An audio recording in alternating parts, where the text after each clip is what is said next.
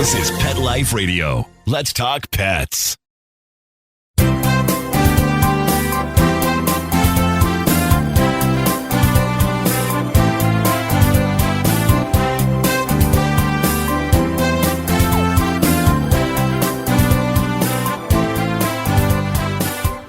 And welcome. You're here live on Pet Life Radio's Ask the Vets with Dr. Jeff. Here on every week here at 9 a.m. in the West, noon in the East, and wherever you are, happen to be in between. And we're here for you. We're here for your pets. So anything you'd like to just talk about, any subject, any specific question about your pet, now is the time to get the advice for free. Hopefully it'll be good advice. I can't promise it, but I guess after like my 38th year, I know a little something. I've learned something over the years. Let's put it that way. So how to get a hold of me? Very easy. You can do the easy way. It's not as fun, but it's okay. And that's toll free. 877-385-8882. Once again, 877-385-8882. Or better yet, join me here live on our Zoom platform. You just go on to PetLifeRadio.com, click on shows, go to Ask the Vets with Dr. Jeff. That's our show. And just tap on the link that Mark, our producer, has left for you, and you can join us here live. Ideally, have your pet with you. As they say, a picture's worth 1,000 words. A live video, oh my God, 100,000 words. And that's why telemedicine is so great, because if we can do telemedicine and see you and see your pet and actually engage real time, we as veterinarians can be a lot more effective for you. And I want to welcome my Instagram live audience, and I'm trying to wave at everybody if I can. If I miss your wave, doesn't mean I'm not waving at you. It means you zoomed by too fast and I couldn't get you. So, and again, for you, if you would like to join me here live, I mean, of course, you're obviously here live, but with your pet to ask a question, moving over to Pet Life Radio and click on the Ask the Vets with Dr. Jeff, click on the Zoom link, and we can join you there. Or you can always send me a message directly after the show. And I'll hang out a little bit after the show too. So if you have anything specific you want to wait with me, that's okay. We can do that as well. So anyways, many of you know, unless you get less shy and decide to join me here live, I have stuff prepared. I love to peruse the news. We have some news sources that just are coming in every week. One of the things I'm trying to do for Dog TV is get a weekly news show going, because there is so much out there. And a lot of the stuff comes straight to veterinarians. So you don't have the opportunity to know what is going on. And I think some of the stuff is useful information. A lot of stuff going on in science, a lot of stuff going on in research that ultimately can help you and your pets. So I think it would be something that would be very interesting for most pet lovers out there. I know I find it interesting, and I'm a pet lover, so there you go. Anyway, here was one who was come by the Emergency Medicine Critical Care Society. What do you do if your dog is choking? What are some of the things you can do? So they basically narrow it down to three things, like immediate. Number one, open your dog's mouth and stick your finger in. Take a good look. Get a good light. Have someone hold a flashlight. Can you see anything? If you can, try to stick your finger in there, depending on the size of your mouth. It might be a pinky, it might be your index finger, and try to scoop out whatever it is that your dog might be choking on. A lot of times, one of the things that I see a lot of is they get these bones, all right, and they're munching on this bone, and the bone is the perfect size to go across the upper arcade by the heart palate and get stuck in between the two molars, and it is lodged. So your dog is sitting there, and you can see him. He's trying to get this thing out, and it is stuck. Very difficult to get out. Speaking of bones, we just had this last week. You know those big knuckle bones? Somehow, even with those teeth, the way they get it first over those canines, and then it slides on the jaw. And again, they're just going nuts, trying to get this thing out. And it's really hard to do. So it takes some finesse. Usually, if it came on without that much of a problem, you can get it off. It's just a matter of lining up. You can't pull it out because the fangs, the lower canines, are in the way. So you got to sort of rotate it off the mouth and sort of slip it off the opposite way if it's slipped on. But next, if you can't reach what it is that you're trying to get out of the mouth, they recommend doing is you take your thumbs and you put them right here. So you're facing your dog. You put your thumbs right here by the neck, right under the jawline, and start pushing, roll it forward. So maybe you can milk it out by putting your pressure on your thumbs and the esophagus, and it comes out that way. So that's also a possibility. Lastly, the good old-fashioned Heimlich. If it's past that point, so now it's down in the trachea, all right, and it's lodged. You do a Heimlich. A couple of ways to do it. This is one that seeing it is easier than trying to describe it. But if it's a smaller dog, you get behind it. You it's on 4 feet on the ground. You put your thumb right here. You make like a fist right under the xiphoid, right where the rib cage comes together, and just give a push. And that might help. If it's a really big dog that you can't stand up or get under it because it's so heavy, you want to lie it on its side and kind of do the same thing with pushing pressure right where the ribs end and the stomach starts, and just give a really quick push. And hopefully that will dislodge. Interesting though, regardless of if there is something that was stuck and you were able successfully to get rid of it, don't think you're out of the woods. You still should have your dog checked by your veterinarian. Why? Because there could have been some damage done during the process of either dislodging or of it getting down there in the first place. And dogs that could tear an esophagus or tear a trachea. So depending on where and whether it's stuck in the esophagus or the trachea, if it's choking, it's probably the trachea, or it's blocking the airway. It could have caused some damage as well. So you want to have that checked out. Anyway, so there's even if the airway is unblocked, you still want to make an appointment to see your vet as soon as possible. So we have 2 COVID stories with animals. Again, well, this one is with cats, and the other one shouldn't surprise you because it's with gorillas. But let's do the cat one first. So it's an Amur tiger, all right, at South Dakota's Great Plains Zoo, tested positive for the SARS-CoV-2, and 2 other tigers and 2 snow leopards also tested. Well, the 2 other tigers, their symptoms are there. They're waiting for the test results, but based on what they've already seen, they're pretty sure that it is the virus as well. So, and what's interesting is what we've seen from many stories like this over the last several months is that when cats, big cats especially, get the COVID-19, the SARS-CoV-2 virus, they get sick, but they don't get, like, it's not a deathly sick. They get some respiratory signs, a little coughing, sneezing, gagging, and they seem to all get over it pretty well. They can get it, and it's usually not as serious as it can be with some of us. And what's so interesting is that most of the case, in fact, if not all, but I can't say all because it hasn't been confirmed, but the cases traditionally that we see, usually in these zoos where we have these animals that are coming down with COVID, is because of a person that was working at the zoo who was positive for COVID.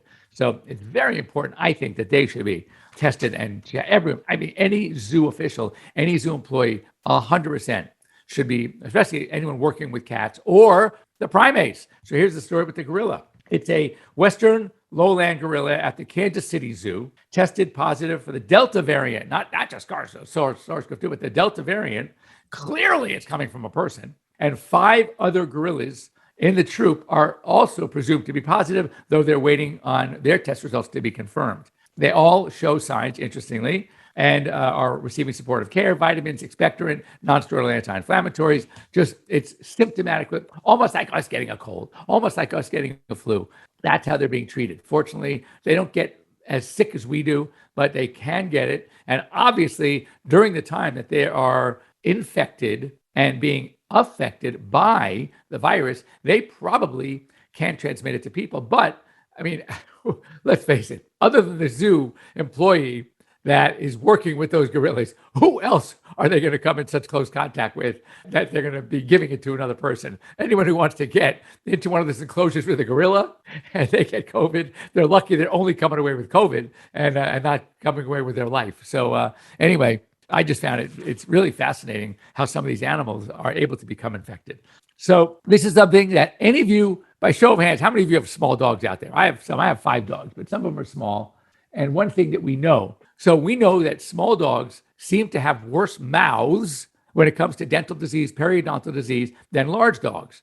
I mean, it's not uncommon for me to see like a little Yorkie or a little Maltese or a Chihuahua with, by the time they hit 13, 14, they have no teeth left in their mouth. And the breath still smells. Or they have 2 teeth that are now rotting. So we see it. I tell people all the time, we see it much more in smaller dogs. So check this out. The extra small breeds, dogs less than 14 pounds, are up to 5 times more likely to develop periodontal disease than larger dogs. These are dogs, they say, over 55 pounds. Now, obviously, there are other factors. It's the age of the dog. It's their weight. It is their diets. And also how aggressive you are as pet parents in making sure that their pet's teeth are clean. If you're really good at it and you brush them regularly and you have basic routine dental care regularly, then your dogs, even though small breeders, are going to do fine. But as they get older, typically dogs don't start really developing their tartar gingivitis, their periodontal disease until around 3. That's after 3 years of age that many dogs start needing just routine dental care. And if you stay on top of it and you brush their teeth regularly, usually once a year is okay, going through their middle age. But when these small breeds get older, I tell people you're coming in at least twice a year, if not more, for routine dental cleanings, dental cleanings with sedation, anesthesia by your veterinarian, and those are critical. Now, I know we've talked about this before, and this is when I get to sit on my soapbox a little bit, and that is, what about these places that do quote unquote non-anesthesia dentals or anesthesia-free dentals? And just to be completely transparent, I used to have a woman come in. She was a former dental hygienist, and she would do an actually pretty amazing job cleaning these dogs' teeth. I mean, I would look at it. I was so impressed. First of all, I said, how do you do it? She would sit there on the floor, low light, soft music, and lull these dogs and able to scrape the teeth clean. It was amazing. So years later, I was doing this for many years, actually. A report comes out by Dr. Jan Bellows, very well-known veterinary dentist. He's the man. And he did a study. It was a 3-year study, maybe it was 4 years. But he was identifying dogs that went to these anesthesia-free, these groomers, whatever it was, these dental grills. There's some out there that are doing this non-anesthesia dentistries. And as well, identifying dogs that were going regularly to the veterinarian for their dentals with anesthesia. So what he did was he had them come in to his office before and after. He, by the way, lives in 2 places because he splits his time between Colorado and Florida. So he did it actually both places, showed actually some location differences too. And it's not just one area where someone could say, oh, well, that's because you live in Colorado. We know there's dental disease in Colorado. I mean, obviously I'm just joking, but that is what he did. So he had Florida, Colorado. And interestingly, he had them come before and after for pictures. Well, also what he did on the post treatment, he took x-rays. So the pictures actually were very impressive of the non-anesthesia group as well. They were able to do a really, really good job as far as what we could see. When you lift up the lip, you look at the teeth, oh, how clean, how nice, how beautiful, right? But the x-rays after 3 years, the difference between the non-anesthetic group and the anesthetic group was amazing. It was so clearly obvious. And it was sad to see the bone destruction in the non-anesthesia group was dramatic. You need to get under the gums, just like your dentist and your dental hygienist does with you. They're scraping underneath, and they're really, really getting a tight, clean job under the gums as well. And if you don't do that, the bacteria in the mouth, they start eating away at the bone and the attachment of the tooth to the bone. You get the tartar packed out in there, and it becomes a total disaster. So bottom line, you're not really doing yourselves or your dog a favor by these places. You need to see your vet. You need to have anesthesia. You need to do a thorough cleaning. Now, if you want to take that year, and because you don't do such a good job brushing, and maybe in the midway point, at 6 months or 4 months, go to one of those places for a thorough scaling, get rid of that. That's a good idea too. But as far as using that as your sole solution to preventing periodontal disease, it's not going to work. So just keep that in mind. Before we go break, real quickie, snacking on plants.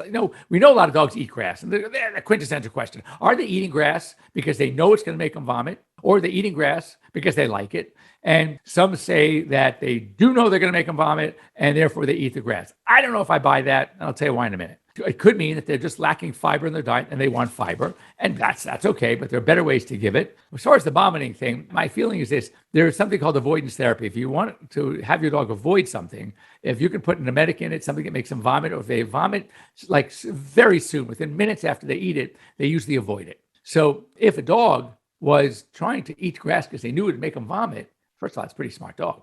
But the vomiting from grass doesn't take place in a minute or 2 minutes or 3 minutes. Sometimes it's a half hour later. Well, usually by a half hour later, even when you try avoidance therapy, if they liked what they ate at the time that they ate it, but it made them vomit a half hour later, 20 minutes later, they're going to eat it again. They don't make the association. It's too far away. In order for the association to be made, it has to be like pretty quick, within minutes. So that's why I don't know if they eat the grass because they know it's going to make them vomit. I think they eat the grass because it does taste good. There's a sweetness to it, and it might settle their stomach a little bit, and that's why they eat it, not realizing since dogs don't have cellulase, they can't digest the grass, and it's going to come up, 20 minutes, half hour later. But what I would say is, either way, animals that are eating a lot of grass should be checked because there may be something going on in their GI tract. And understand there are a lot of weeds, plants, flowers that are toxic to pets. I mean, a lot of them. Lilies will kill your cat. I mean, be careful. But chrysanthemum, yew, certain ferns. What else? Black walnut, even tomato. The flowers, the plants of a tomato plant can be toxic to your pets. And even plants that aren't necessarily toxic, we still have to worry about things like if they're treated with insecticides. Right? So, or sometimes if they eat too much of them, it can cause a blockage, or they can be irritating to a GI tract. Not poisonous, but just irritating. So again, we want to be really careful. So, time for our break. When we come back, we're going to talk about flu, which we're seeing a lot, and another food recall, and any questions you guys may have on either Instagram or right here on Pet Life Radio. Don't go away. We'll be right back after these short messages. So I just want to tell you about a company that I came across, and I really think what they do is great. Carlson Pet Products. Very, very affordable. The company specializes in creating pet safety products to keep your pet happily protected from the puppy stage through their senior years. They have a variety of products. They have pet pens, they have foldable elevated beds, crates, pet gates. I mean, all phenomenal stuff. Their pet gates I love because basically they fit any size opening in your home. And most of the gates also have like a walk-through door. It's a small door for your pet to pass through without having to remove the whole gate. So it's really, really cool. Look them up, carlsonpetproducts.com. Get a 25% discount and free shipping if you use the promo code PETLIFE, PETLIFE. Check them out. You're going to love them. How many of you have pets? My hand's raised. Now think about how lucky you are to have such a sweet little pet in your life, and that pet is lucky to have you too. But unfortunately, there are countless pets out there that don't have a home to call their own. However, Bob's from Skechers is trying to change that. So we developed Bob's for dogs and cats to help pets in need. With every purchase of adorable Bob's footwear or fun, stylish apparel, or even the cutest Bob's pet accessories, Skechers makes a donation to Petco Love to help save shelter pets. And with your help, we've already saved the lives of over 1 million pets and raised over $7 million. So while you're getting style and comfort with features like Skechers' famous memory foam cushioning, you're also helping to save an adorable pet in need and helping another lucky owner be connected with a future best friend and companion, because happiness is having a loving pet by your side. Find Bob's at a Skechers store, Skechers.com, select Petco locations, or wherever stylish footwear is sold. Let's talk pets. Let's talk pets On Pet Life Radio. Pet Life Radio. PetLifeRadio.com.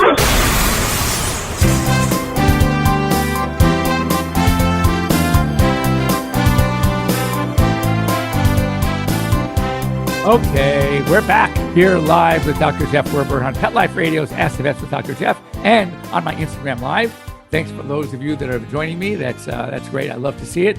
So, we hadn't had a food recall in a while, and this one came on. This was a big one because it was 5,500 cases of food from, and they're pretty well known, and it just shows it can happen. It's a good food company. In the process of manufacturing, making this food, somewhere along the line, something gets out of whack. Somebody makes a mistake. Maybe it's a human error. Certainly not done purposely. And so a number of their canned foods had too high amounts of vitamin D. Remember, vitamin D, along with its A, D, E, and K, are your fat-soluble vitamins.